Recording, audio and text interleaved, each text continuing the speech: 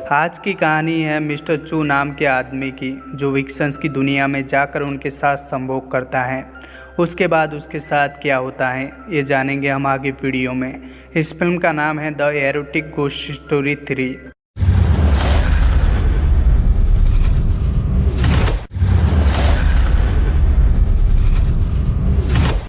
Movie के शुरुआत में हमें मिस्टर चू को दिखाया जाता है, जो एक ढाबे पर आते हैं जहां कुछ लोग भोजन कर रहे होते हैं। मिस्टर चू भी वहां खाना खाने लग जाते हैं।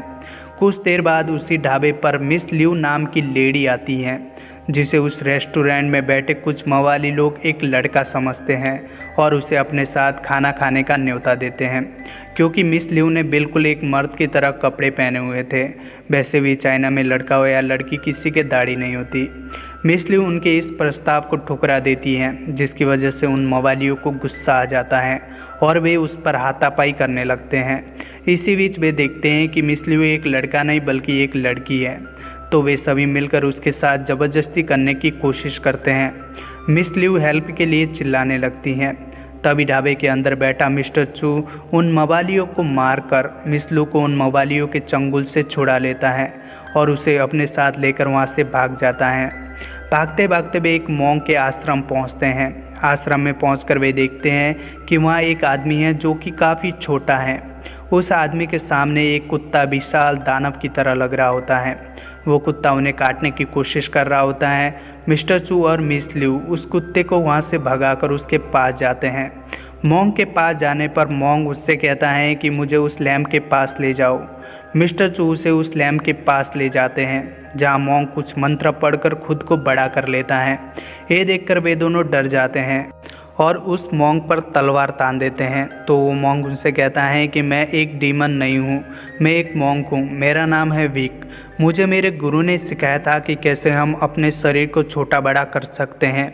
ये सुनकर वे दोनों रिलैक्स हो जाते हैं। उसके बाद मिस लियू नहाने चली जाती हैं और मॉन्क और मिस्टर चू बातें करने में लग जाते हैं। तभी आसमान में बिजली गिरती है। उस बिजली की वजह से उस मॉन्क को थोड़ी चोट लग जाती है, पर बिजली के लियू पर गिरने से पहले उसके चारों तरफ एक शील्ड बन जाती है। ये देखकर वो मॉन्क हैरान हो जाता है और वो मिस्टर चू से पूछता है कि तुम्हारा जन्म कब हुआ था। मिस्टर चू उसे कुछ डेट बताता है। उस डेट का कैलकुलेशन करने पर वो मॉन्क काफ़ी खुश हो जाता है। वो मिस्टर चू को बताता है कि उसका जन्म एक खास नक्षत्र में हुआ था, जिसकी वजह से उसके पास एक स्पेशल पावर है। आगे मॉन्क शराब लेने के लिए अंदर चला जाता है। मिस्टर चू उस आश्रम के इधर उधर घूमने लगता है। तभी मिस्टर चू की नज़र दीवार पर बनी एक पेंटिंग पे जाती है। जब मिस्टर चू उस पेंटिंग को देखता है तो उस पेंटिंग में बनी लड़कियां उसे जीवित नजर आने लगती हैं। ये देखकर मिस्टर चू को अपनी आंखों पर विश्वास नहीं होता। जब मॉन्क उसके पास आता है तो वो उस मॉन्क को बताता है कि ये पेंटिंग वाली लड़की मुझे देखकर हंस रही थी। तो वो मॉन्क उसे बताता है कि ये नरक जाने का रास्ता है, यहाँ पर कुछ विक्सेंस रहती हैं। ये सुनकर मिस्टर चू पूछता है कि क्या मैं उस लड़की को वापस देख सकता हूँ।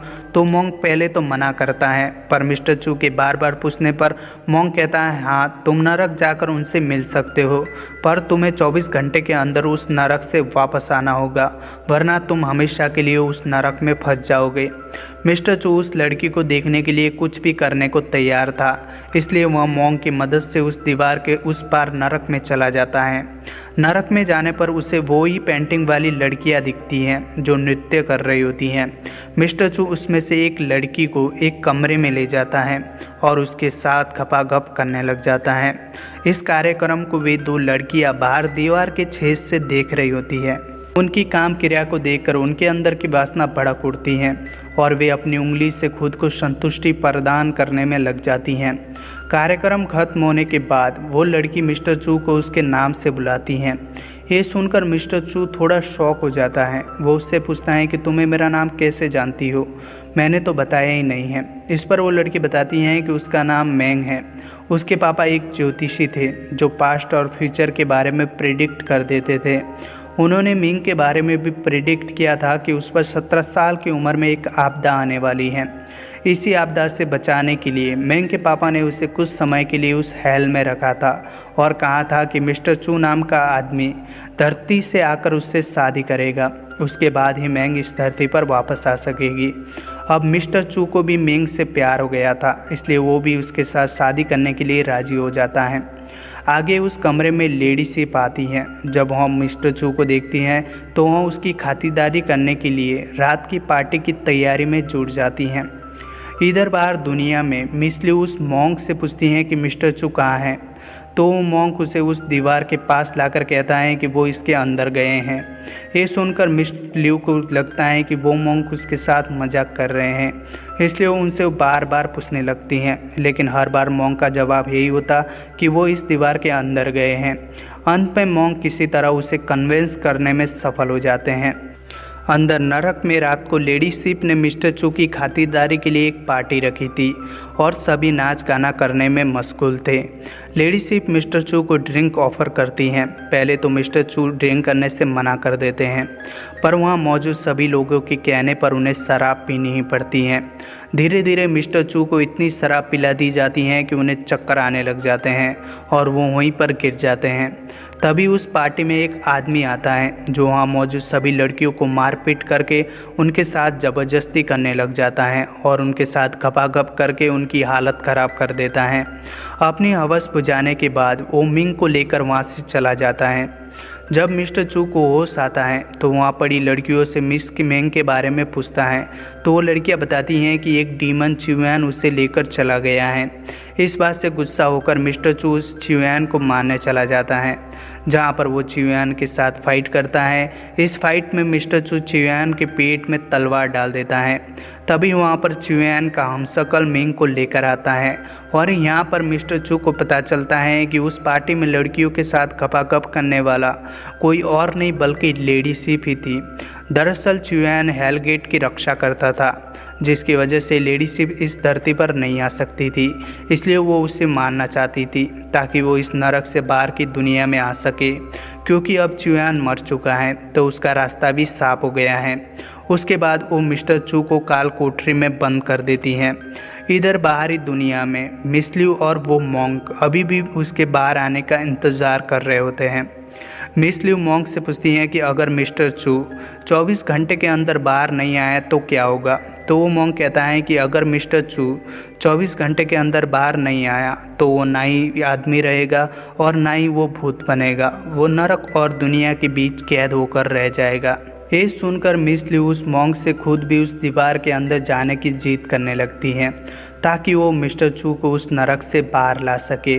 अंदर नरक में लेडी सिप की जीत की खुशी में पार्टी कर रही होती हैं। वही एक साइड में मैंग काफ़ी उदास बैठी हुई होती हैं क्योंकि उसे मिस्टर चू से सचमुच का प्यार हो गया था। वो मिस्टर चू को उस काल कोठरी से बाहर निकालना चाहती थी। वो किसी तरह लेडी सिप की नज़र से खुद को बचाते हुए मिस्टर चू से मिलने जाती हैं, जहां मिस्टर चू को काल कोठरी में बांधा हुआ होता है। मैंग वहां मौजूद गार्ड्स को मारकर उसे वहां से भगा रही होती हैं। तभी लेडी सिप के आदमी वहां पर आ जाते हैं और मिस्टर चू को लेकर लेडी सिप के सामने पेश किया जाता है। लेडी सिप अपने मुंह से कुछ छोड़कर मिस्टर चू को बेहोश कर देती हैं। उसके बाद मिस्टर चू को एक बिस्तर पर लिटाकर उसके बेलन की सवारी करने लग जाती हैं, जिसे उसकी गेट के बाहर खड़ी मैंग देख रही होती हैं। ये देखकर वो रोने लगती हैं क्योंकि वह मिस्टर चू से प्यार करती थी। लेडी सिप मिस्टर चू के साथ इतना गपागप करती हैं कि मिस्टर चू के मुंह से फीस बाहर आने लगती हैं। तभी लेडी सिप को बाहर किसी के होने का अंदेशा होता है। जब वह कपड़े पहनकर बाहर आती हैं तो मैंग और उसकी सिस्टर लेडी सिप का ध्यान डाइवर्ट कर देते हैं और मिस्टर चू को लेकर उसे बचते बचाते हुए हेलगेट के पास ले जाते हैं, जहाँ पर धरती और नरक का द्वार खुल जाता है। मैंग मिस्टर चू को धक्का देकर धरती पर भेज देती हैं। जब वह खुद आने की कोशिश करती हैं तो लेडी सिप उसे पकड़ लेती हैं। इधर बाहर दुनिया में मॉन्क और मिस लियू मिस्टर चू के आने की उम्मीद छोड़ चुके होते हैं। तभी मिस्टर चू उस हेलगेट से बाहर आ जाता है। बाहर आने पर वे देखते हैं कि मिस्टर चू को बहुत चोट लगी है, तो मॉन्क समझ जाता है कि चिवयान की तलवार से मिस्टर चू को चोट लगी होगी। वो मिस लियू को बताता है कि मिस्टर चू को ठीक करने का एक ही उपाय है। अगर कोई लड़की मिस्टर चू से अपनी वर्जिनिटी तोड़वा कर उनसे शादी करेगी तो वो फिर से ठीक हो जाएंगे और उनकी ताकत वापस आ जाएगी। ये सुनकर मिस लियू कहती हैं कि ये काम मैं करूँगी, लेकिन मिस लियू इतनी भोली होती हैं कि उसे लड़के लड़कियों के बीच होने वाली खपाखप का आइडिया ही नहीं होता। इसलिए मोंग और लिव मिलकर किसी तरह मिस्टर चू से संभोग करने में कामयाब हो जाते हैं। घबाकब करने के बाद मिस्टर चू की ताकत वापस आ जाती है। मिस्टर चू जब होश में आता है तो वह सिर्फ मिंग का नाम जप रहा होता है, जिसे सुनकर मिस लिव को काफ़ी बुरा लगता है और वहाँ भागकर उस हेलगेट के पास आ जाती हैं। तभी हेलगेट से एक हाथ निकलता है और वो हाथ मिस्टर लिव को अंदर की तरफ खींच लेता है। नरक में मिंग को बहुत बुरी तरह से टॉर्चर कर रहे होते हैं। तभी लेडी शिप का एक आदमी मिस लिव को लेकर लेडी शिप के पास आता है। लेडी शिप लिव से पूछती हैं कि तुम मिस्टर चू की क्या लगती हो। लिव बताती हैं कि वो मिस्टर चू की वाइफ है। ये सुनकर लेडी शिप अपने आदमियों से कहती हैं, इसे तैयार करके मेरे बेडरूम में लाओ, इसे तो मैं वहाँ पर ठीक करूँगी। उसके बाद लेडी शिप के आदमी मिस लिव को पकड़कर ले जा रहे होते हैं।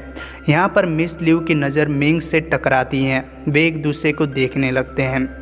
बाहर दुनिया में अब भी मिस्टर चू मिंग का नाम जप रहा होता है और मोंग मिस्टर चू की देखभाल कर रहा होता है। जब मिस्टर चू को पूरी तरह से होश आ जाता है तो मोंग मिस्टर चू को बताता है कि मिस लिव ने उसके साथ अपनी वर्जिनिटी तोड़वाकर उसे ठीक किया है, उसे अब मिंग को भूल जाना चाहिए। आगे मिस्टर चू उस मोंग को बताता है कि उसने चिवयान को मार दिया है लेडी शिप के कहने पर। ये सुनकर मोंग उसे कोसते हुए कहता है, तुम्हें ऐसा नहीं करना चाहिए था, क्योंकि चिवयान हेलगेट की रक्षा करता था जो विक्सन्स को हमारी दुनिया में आने से रोकता था। आगे मिस्टर चू मोंग से पूछता है कि वो लेडी शिप कौन थी, तो मोंग उसे बताता है कि वो लेडी शिप कोई औरत नहीं बल्कि एक विक्सन्स है। विक्सन एक लोमड़ी होती है जो हजारों साल तक तपस्या करके एक इंसानी रूप धारण कर लेती हैं। उन दोनों के बीच ये सब बातचीत चली रही होती है कि तभी मिस्टर चू आसपास नज़र दौड़ाता है तो उसे मिस लिव कहीं नज़र नहीं आती। फिर वे दोनों मिस लिव को ढूंढने लगते हैं। उन्हें हेलगेट के बाहर मिस लिव का एक कपड़ा मिलता है, जिसे देखकर वे समझ जाते हैं कि मिस लिव हेलगेट के अंदर चली गई हैं। मिस्टर चू लिव को बचाने के लिए उस मोंग को भी अपने साथ उस हेल में चलने के लिए बोलता है, पर मोंग उसे साफ मना कर देता है। पर मिस्टर चू उस मोंग को ज़बरदस्ती अपने साथ उस हेल में लेकर चला जाता है। हेल में पहुंचने पर वे वहां सैनिकों से लड़ाई करके मिंग को बचाने में सफल हो जाते हैं। उसके बाद वे तीनों मिलकर लिव को बचाने जाते हैं, जहां पर वो लेडी शिप की लिव के साथ खुद को रगड़ रही होती हैं। इसे देखकर वे तीनों एक प्लान बनाते हैं। वो मोंग एक मंत्र पढ़कर खुद को एक छोटे रूप में बदल लेता है और मैंग जाकर लेडी शिप के साथ खुद को रगड़ने लगती हैं। जब मैंग खुद को लेडी शिप के साथ रगड़ रही होती हैं, मौका पाकर वो मोंग लेडी शिप की काली गुफा में घुस जाता है। क्योंकि वह काफ़ी छोटा था, वो लेडी शिप की काली गुफा से होते हुए पेट में चला जाता है। पेट में जाकर वो लेडी शिप के अंदर लात मारने लगता है, जिस कारण लेडी शिप को स्टोमक पेन होना शुरू हो जाता है। वो मिंग को धक्का देकर खुद से अलग कर देती हैं। तभी कमरे में मिस्टर चू भी आ जाता है तो वो लेडी शिप के साथ फाइट करने लग जाता है, पर स्टोमक पेन होने की वजह से लेडी शिप कुछ नहीं कर पाती। मौका देखकर मिस्टर चू मैंग और लिव को लेकर वहाँ से निकल जाता है। अब लेडी शिप को भी पता चल गया था कि उसके पेट के अंदर कोई है, इसलिए वो अपने पेट को हिलाने लगती हैं, जिसकी वजह से मोंग का संतुलन बिगड़ने लग जाता है। आगे मिस्टर चू उन दोनों को लेकर वहाँ से निकल रहा होता है, तभी लेडी शिप के आदमी उस पर हमला कर देते हैं। वे तीनों किसी तरह उन सैनिकों से निपटने में कामयाब हो जाते हैं कि तभी वहाँ पर लेडी शिप आ जाती हैं। वो अलग अलग रूपों में उन पर हमला करना शुरू कर देती हैं, पर वे किसी न किसी तरीके से लेडी शिप को हराने में कामयाब हो जाते हैं और वो मोंग भी लेडी शिप के शरीर से बाहर आने में सफल हो जाता है। इन सब में मिस लिव की मौत हो जाती है। मिस लिव की मौत के बाद मोंग मिस्टर चू को मैंग को हेल और धरती के बीच की दुनिया में रहकर चिवयान की जगह उस हेलगेट की रक्षा करने का दायित्व सौंप देता है और यहाँ पर फिल्म ख़त्म हो जाती है। अगर आपको वीडियो अच्छा लगा तो वीडियो को लाइक और चैनल को सब्सक्राइब ज़रूर करना। मिलते हैं अगले वीडियो में, तब तक के लिए बाय बाय।